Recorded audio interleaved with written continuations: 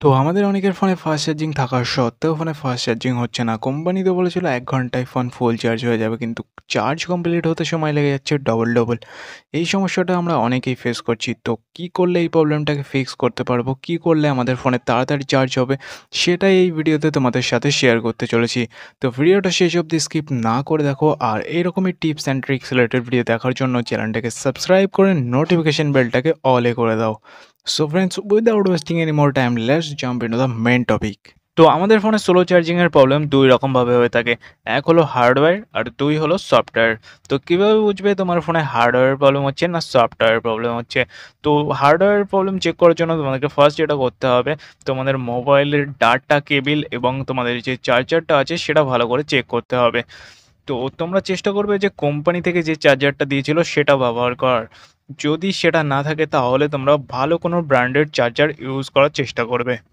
অনেক সময় কি হয়, আমাদের ডাটা কেবল বা চার্জারটা একটু বেশি দিন পুরনো হয়ে গেলে কেবলটা বিশেষ করে নষ্ট হয়ে যায় এবং স্লো চার্জ করতে থাকে। তো এক্ষেত্রে আমাদের মোবাইলের কেবলটা এবং আমাদের চার্জার যেটা আছে, যদি আমাদের ঘরে অন্য কোনো চার্জার বা কেবল থাকে তো সেটা দিয়ে চেক করে দেখে নিতে পারবে। তো এরপর তোমাদেরকে দেখতে হবে মোবাইলের চার্জিং বোর্ডটা, মানে যেখান দিয়ে তোমরা চার্জারটা গুঁজে চার্জ দাও। তো সেই জায়গাটা তোমাদেরকে ভালোভাবে দেখতে হবে সেখানে কোনো ধুলো ময়লা জমেছে কিনা। যদি ধুলো ময়লা জমে থাকে তাহলে নরম কোনো কিছু দিয়ে সেটাকে পরিষ্কার করে ফেলো এবং চার্জ দিয়ে দেখো অবস্থার কোনো উন্নতি হচ্ছে কিনা। যদি না হয় তাহলে বুঝতে হবে সফটওয়্যার প্রবলেম হচ্ছে। তো এই অবস্থায় তোমাদেরকে যেটা করতে হবে, যেতে হবে তোমাদের মোবাইলের সেটিংসের মধ্যে এবং সেটিংসের মধ্যে তোমাদেরকে সফটওয়্যার আপডেট অপশনটা খুঁজে নিতে হবে এবং এর মধ্যে যেটা লেটেস্ট সফটওয়্যার আছে সেটার সাথে তোমাদের মোবাইলটাকে আপডেট করে নিতে হবে।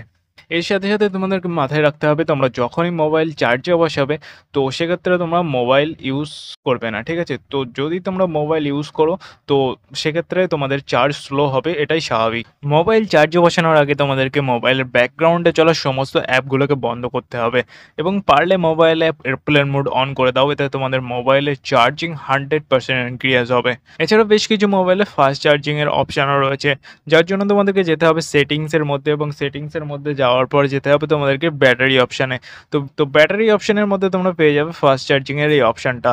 তো এই অপশানটা বেশ কিছু মোবাইলে আছে, সব মোবাইলে থাকবে না। তো যাদের আছে তোমরা এটাকে এনেবেল করে দাও এবং সবশেষে তোমরা চেক করে নাও তোমাদের ফোনের সবথেকে তাড়াতাড়ি চার্জ হচ্ছে কোন মোডে।